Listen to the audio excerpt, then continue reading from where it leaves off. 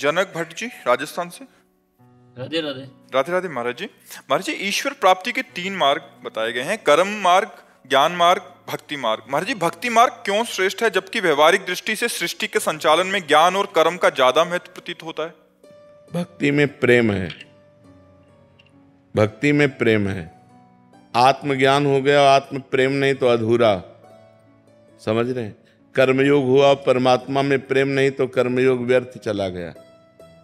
कर्मयोग ज्ञान योग दोनों में परमात्मा प्रेम, आत्म प्रेम और भक्ति क्या प्रकट करती है? प्रेम। ज्ञान से प्रेम नहीं होता। प्रेम जब हमारे अंदर जागृत हो जाता है तो जिसके प्रति होता है उसका ज्ञान हो जाता है। प्रेम सर्वोपरि है, भगवान प्रेम अधीन है।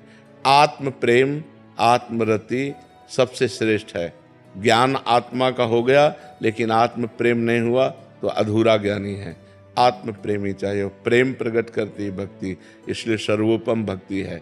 और भक्ति में अभिमान नहीं है। अभिमान का नाश ही ज्ञान योग, कर्म योग और भक्ति योग तीनों का है। भक्ति में प्रथम से ही दैन्यता रहती है।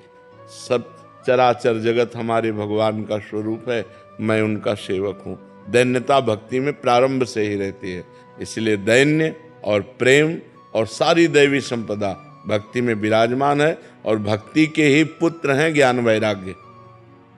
आपने पढ़ा है कभी? भागवत में पढ़ के देखिए, भक्ति से ही ज्ञान वैराग्य का प्रादुर्भाव होता है। ज्ञान से भक्ति का प्रादुर्भाव नहीं होता, भक्ति से ज्ञान का प्रादुर्भाव होता है। जब उस सच्चिदानंद भगवान का नाम जप करते हैं, भगवान की सेवा करते हैं, भगवान की आराधना करते हैं तो हमारे अंदर ज्ञान प्रकट होता है। और भक्त महाज्ञानी होता है। हनुमान जी भक्त हैं। ज्ञानिनाम अग्रगण्यम बुद्धिमताम वरिष्ठम अतुलित बलधामम, है कि नहीं है? गरुण जी भगवान के भक्त हैं, वाहन है। गरुण महाज्ञानी गुण राशि, महान ज्ञानी। विश्वामित्र जी भगवान के भक्त हैं, विश्वामित्र महामुनि ज्ञानी। तो भक्त अज्ञानी नहीं होता है, भक्ति से ही ज्ञान का विशुद्ध प्रादुर्भाव होता है। और जितने भी महान ज्ञानी हैं वो सब भक्त हैं। जैसे सनक सनंदन सनातन सनत कुमार हर समय हरिशरणम जपते रहते हैं। जैसे महान ज्ञान के समुद्र भगवान शंकर भगवान की लीला कथाओं का गायन करते रहते हैं। देख लो, भगवान के चरणामृत को अपनी मस्तक पर धारण किया। गंगा जी जो है भगवान का चरणामृत है इतना, इसलिए भक्ति सर्वोपरि है। समझ में आ रहा है?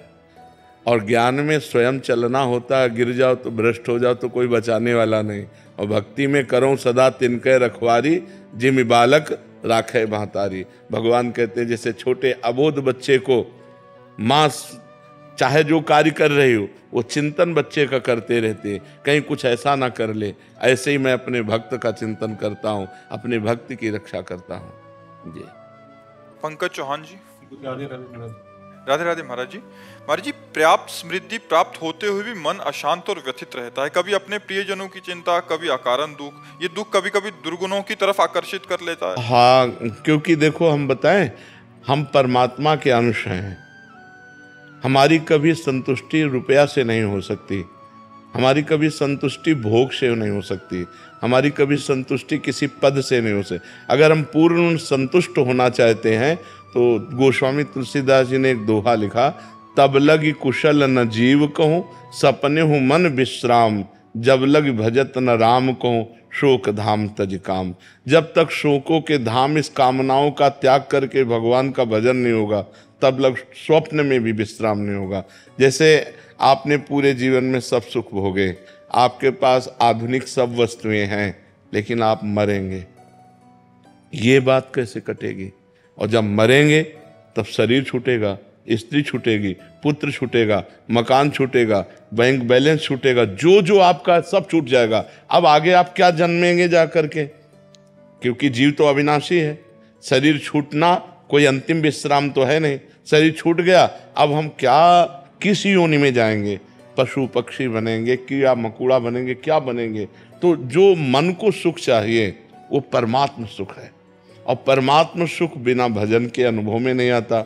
और हम लोग बहिर्मुख हैं, मतलब बाहर संसार को सत्य मानने वाले, तो लगता है ये पद मिल जाए तो सुखी हो जाएंगे, इतना ऐसा ऐसा, बस केवल वो गणित चलती रहती है और सुख कहीं नहीं मिला, आज तक कहीं नहीं मिला। आप बताओ कहाँ सुख मिला? सुख का मतलब है, सुख की पहचान है, जब वो सुख मिलेगा तब हृदय से निकल पड़ेगा, अब कछुनाथ न चाहिए मोरे, अब नहीं चाहिए। वो कब मिला? जब केवट भगवान के चरणों को धो रहा है। जब भगवान के चरणों को पाया तो हाथ उठा के भगवान से कह रहा है, बहुत काल में कीन मंजूरी, आज दीन विधि भल सब पूरी, अब कछुनाथ न चाही मोरे, दीन दयाल अनुग्रह तोरे। हे दीन बंधु, आपकी कृपा से आज मैं वो सुख प्राप्त कर पाया। अति आनंद उमग अनुरागा, चरण सरोज पखारन, रोम रोम आनंद से पुलकित हो रहा है भगवान के चरणों को जब केवट धो रहा है। तो जब तक भगवान के चरण नहीं मिलेंगे, जब तक भगवान का भजन नहीं होगा, तब तक आनंद और विश्राम नहीं होगा।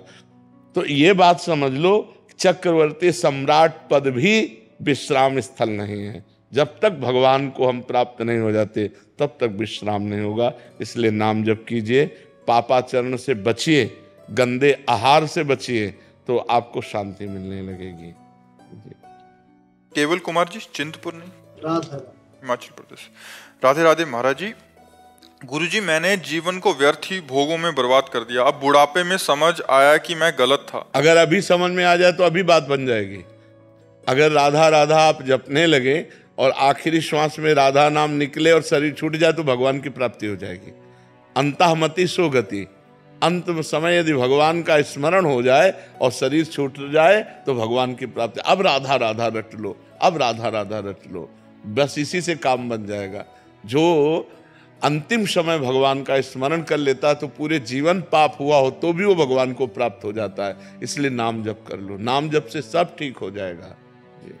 अजामिल जीवन भर वैश्यागमन करता रहा, अंतिम समय पुत्र को पुकारा नारायण, तो नारायण भगवान का नाम उसका अंतिम बन गया, परम पद का अधिकारी हुआ पुत्र के बहाने नारायण बुलाने से। अगर हम जानबूझकर नारायण नारायण बुलाएंगे तो क्या हमारा कल्याण नहीं हो जाएगा? पक्का हो जाएगा। इसलिए हम भगवान का भजन करें, उसी से हमारा मंगल होगा। रमेश जी, राधे राधे राधे महाराज जी। गुरुदेव, हम अपनी सीमित सामर्थ्य से आपके आदेश जैसा आपने बताया गया वैसे नियमों का पालन करते हैं। गृहस्थ जीवन में लगता है कि भक्ति सही चल रही है, परंतु जैसे ही वृंदावन या केली कुंज आपके यहाँ आते हैं, प्रवेश करते हैं, तो हम अपने को अधम पाते हैं तथा यहाँ के हर व्यक्ति को देखकर लगता है कि वो हमसे कोटि कोटि गुना श्रेष्ठ। बहुत सुंदर, बहुत। अब क्या है कि जब हम वैसे मतलब हंसी की बात में कहते हैं, ऊंट अपने को बहुत बड़ा मानता है, लेकिन जब पहाड़ के समीप जाता है तो जाता है ना, तो हमारा अहम हमको बताता है कि हम भक्त हैं, लेकिन जब वास्तविक भक्तों के बीच में जाते हैं तो लगता है यार हम क्या है, हम तो कुछ नहीं हैं। इसीलिए कहा है कि अहंकार का नाश भक्तों के संग से होता है। तिनकी संगति रहत जाति कुल मद सब नंसई, संतत सेवक सदा भजत जे श्री हरिवंशई। जो हा हरि रा राधा बा वृंदावन सा सहचरी, जो वृंदावन में विराजमान प्रिया प्रीतम का भजन करते हैं, उनके संग मात्र से देहाभिमान का नाश, जो अभिमान संस्कृति मूल शूल प्रद नाना, सकल शोकदायक अभिमाना, समस्त दुख देने वाला अभिमान वो नष्ट हो जाता है। ये हमको पता कैसे चला कि मेरी भक्ति ठीक चलती है? अहम नहीं, जितने भक्त हैं जो महान से महान हुए वो अपने को अधम माने हैं, कभी भक्त नहीं माना। जब विभीषण जी से हनुमान जी मिल रहे हैं तो ये थोड़ी कह रहे हैं मैं सर्वश्रेष्ठ महाभागवत हनुमान हूं, नहीं, वो कह रहे हैं कि असमय अधम सखा सुनु मोहू पर रघुवीर, मैं वैसे इतना अधम हूं पर रघुनाथ जी की मेरे पर कृपा है। ऐसा भक्त, महान भक्त को भक्ति का अपने गर्व नहीं है, वो अपने को अधम कह रहे हैं। सबरी जी कह रहे हैं अधम ते अधम, अधम अति नारी, तिनमा मैं मति मंद अघारी। इसीलिए भगवान के धामों की, भगवान के भक्तों की जहाँ मंडली हो, धामों की यात्रा करे, संत मंडली में जाए, संतों के पास जाए, जिससे हमारा अहंकार नष्ट हो जाता है। ये संत संग का प्रभाव है।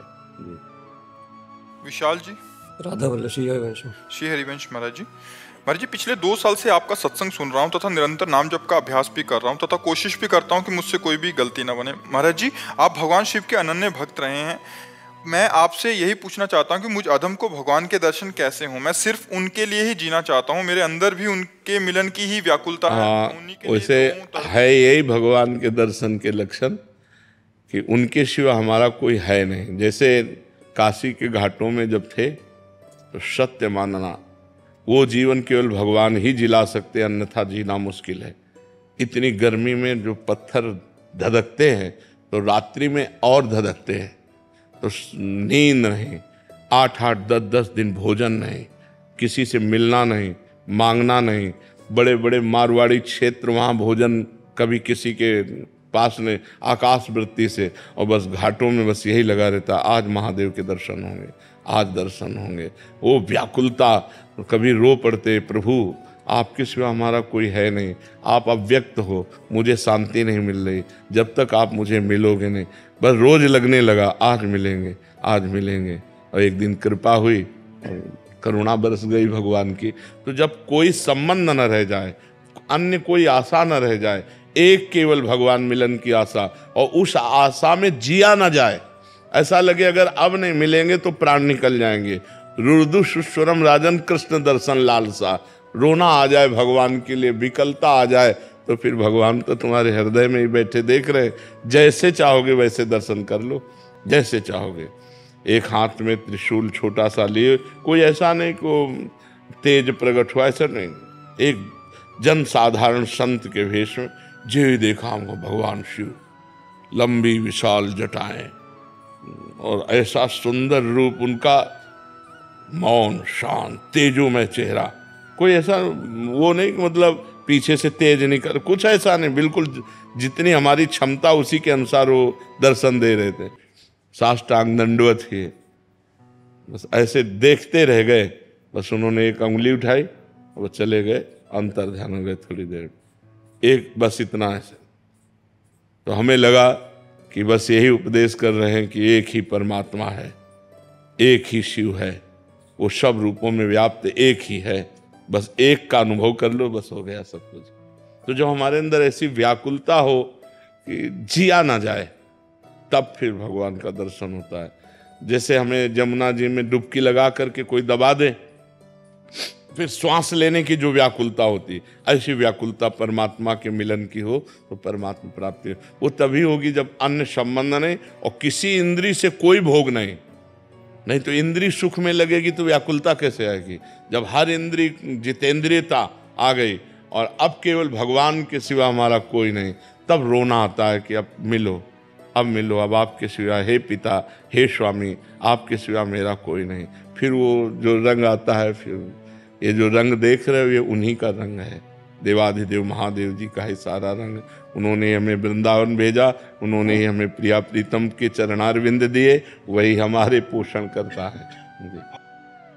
श्री राम अटल जी, जय श्री कृष्ण। महाराज जी राधे राधे, आपके चरणों में कोटि कोटि प्रणाम।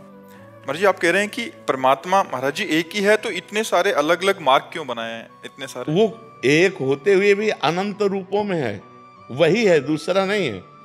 जैसे एक शीशे के मकान में हम खड़े हो जाएं तो हम ही हजारों रूपों में दिखाई देंगे।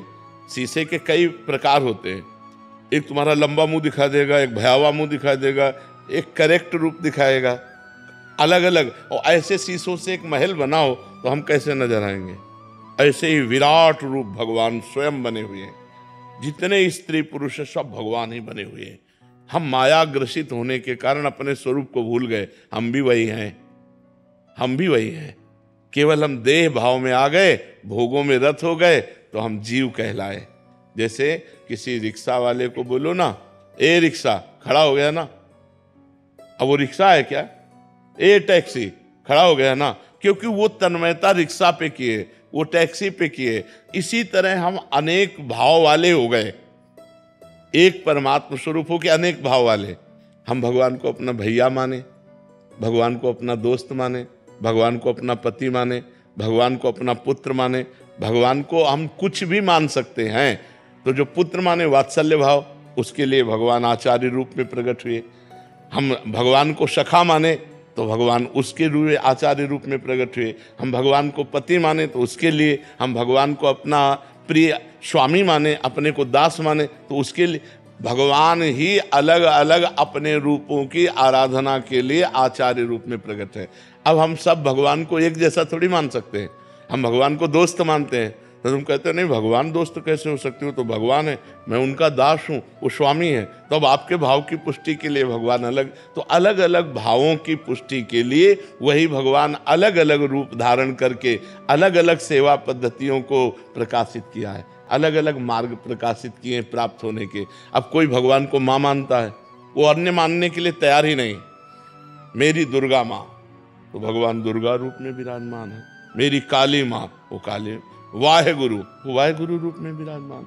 जो नाम लो, जो रूप लो, वो परमात्मा सर्वनाम रूप वाला है। इसीलिए जिस मार्ग से जाना चाहो, एक घाट में सब स्नान करना पसंद करते हैं क्या? कोई जुगल घाट में, कोई केसी घाट में, कोई, लेकिन यमुना जी तो एक ही है ना। तो बस ऐसे घाट मार्ग बहुत हैं, परमात्मा एक है। समझ पा रहे हो आप? महाराज जी 84 लाख योनियां बताते हैं, जिसमें से एक मानव जीवन है जी। वो अलग अलग धर्मों में बंटा है, अलग अलग भगवान मानता है, लेकिन बाकी जो सारे जानवर हैं जो नहीं समझते हैं, वो तो एक ही परमात्मा की सारी रचना है। बस रचना मात्र, वो मानते थोड़ी है। कुत्ता भगवान को मानता है क्या? रचना एक ही, बस एक ही, बस वो रचना है। यहां मान करके हम जान जाएंगे, और जब जानेंगे तो वो एक होगा। चाहे जहां से चलें, हमको कभी बताओ कोई आज तक कोई सिद्ध संत हुआ हो जो ऐसे उठाया हो, ऐसे ही बोलेगा वो परमात्मा एक है। अब आप उसे जो नाम दो, जो रूप दो, आज तक जो सिद्ध हुआ है, मतलब चरम सीमा पे पहुंचा है, वो यही बोला है, वो यही अनुभव हुआ है, वो एक है, ईश्वर एक है, परमात्मा एक है। उसे जो भी नाम दो, सिद्ध जो पुरुष हुआ वो एक ही है। वो एक होते हुए अनेक है, और अनेक होते हुए एक है। यही जो जान गया वही ज्ञानी है, वही ज्ञानी। मत्ता परतरम नान्यत किंचिदस्ति धनंजय, मेरे सिवा किंचन मात्र कोई और है नहीं। हम तुम सब भगवान की तरंगे हैं। जैसे समुद्र है ना, और उसकी तरंगे, तो हम सब तरंगे हैं। वायु विकार हटा समुद्र से की तरंगों से, तो बचा क्या? समुद्र ही तो बचा ना। तो माया विकार हटा तो बचा कौन? वही ब्रह्म ही तो बचा, दूसरा कोई है नहीं। ज्योति कपूर जी दिल्ली से। श्री हरिवंश। श्री हरिवंश, महाराज जी क्या आत्मा और मन एक ही है या अलग अलग है? अलग अलग है। मन सूक्ष्म शरीर में है, आत्मा तीनों शरीर को प्रकाश देने वाला है। स्थूल शरीर, सूक्ष्म शरीर, कारण शरीर, तीनों को प्रकाशित जो करता है उसे आत्मा कहते हैं, और जो सूक्ष्म शरीर में संकल्प विकल्प करता है उसे मन कहते हैं। दोनों अलग अलग हैं। आत्मा अलग है और मन अलग है। आत्मा अविनाशी है और मन विनाशी है। जब मन का नाश हो जाता है तब आत्म तत्व का बोध होता है। किसका प्रश्न है जी?